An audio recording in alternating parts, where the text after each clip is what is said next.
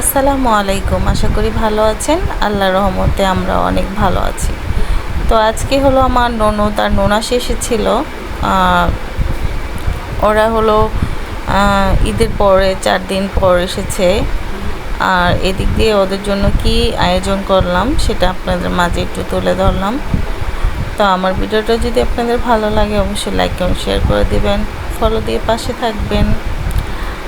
আর আমি জানি না মেহমান আসলে কে মানে কীরকম অনুভূতি লাগে। আমার কাছে খুব ভালো লাগে, অনেক খুশিটা লাগে।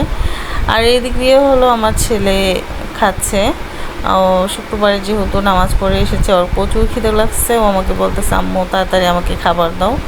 তো ওই তো আমি ওকে আগেই খাবারটা দিয়ে ফেললাম। আর এদিক দিয়ে ওর আব্বুও খাচ্ছে, আমার মেয়েও খাচ্ছে। তারপর হলো আমার ননদরা একটু পরে খাবে। ওরা